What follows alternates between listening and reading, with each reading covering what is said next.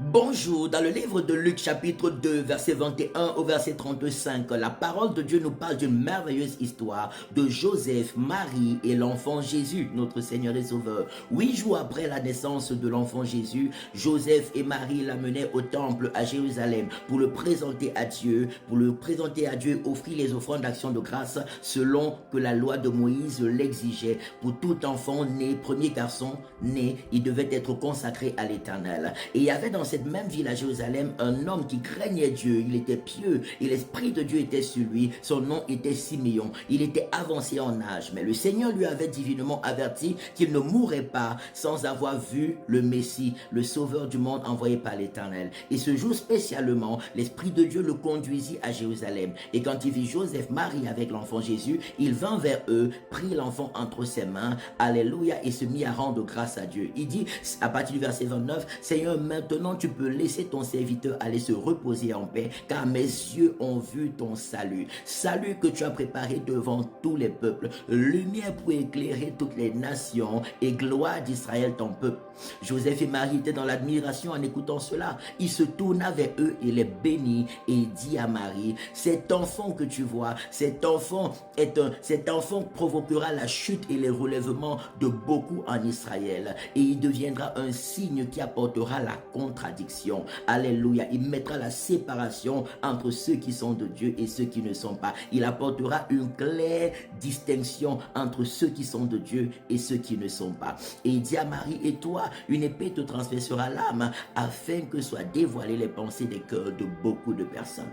Gloire à Dieu. C'est le Seigneur Jésus-Christ qui apporte la lumière dans le monde. C'est le Seigneur Jésus-Christ qui montre la distinction entre ceux qui servent Dieu et ceux qui ne servent pas Dieu. C'est la raison pour laquelle il est beaucoup combattu et ceux qui servent le Seigneur sont énormément combattus dans le monde. Parce qu'ils viennent exposer les œuvres de Satan. Ils viennent exposer les choses cachées. C'est Jésus qui a été destiné à cela. Donc toi, enfant de Dieu, quand tu es combattu parce que Jésus habite en toi et que ce Jésus qui habite en toi fait trembler le monde des ténèbres. À travers ce Jésus qui habite en toi, les œuvres des ténèbres sont exposées et dévoilées. Les enfants de Dieu sont mis à la lumière et les enfants des ténèbres également sont exposés. Leurs activités sataniques sont exposées. C'est pourquoi prends plaisir à laisser Jésus paraître à travers toi, à travers ton langage, à travers ton caractère, à travers ton mode de vie. C'est ton ministère que le malin combat. Il ne veut pas que Jésus soit vu à travers toi.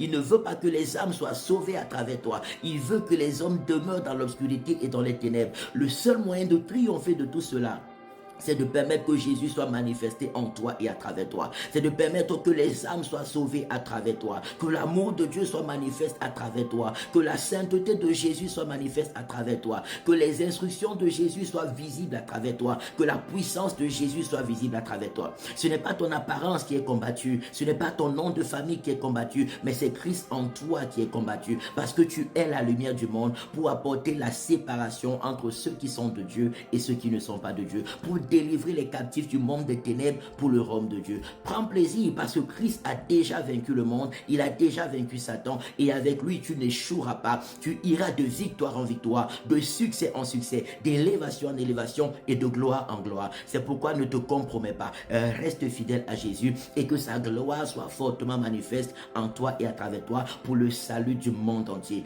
Que la grâce de Dieu demeure fortement sur toi et la bénédiction de l'Éternel au nom de Jésus. Rejoins-nous à la convention qui se tiendra du 2 au 3 novembre 2024 à l'école Vinet, à la rue de l'école supérieure 2005 Lausanne, samedi 2 novembre de 10h à 14h et dimanche 3 novembre de 14h à 17h. Spéciale conférence de délivrance et de restauration des familles. Christ en toi, l'espérance de la gloire. Que la gloire de Dieu t'accompagne. Que la puissance de Dieu t'accompagne. Que la protection de Dieu t'accompagne. Les révélations et les riches bénédictions de Dieu t'accompagnent. Va et prospère à tous égards et prends plaisir à glorifier Jésus par tes paroles et tes actions partout où tu vas et dans tout ce que tu fais. Et le nom de l'Éternel sera fortement glorifié dans ta vie et à travers ta vie, dans ta famille. Shalom.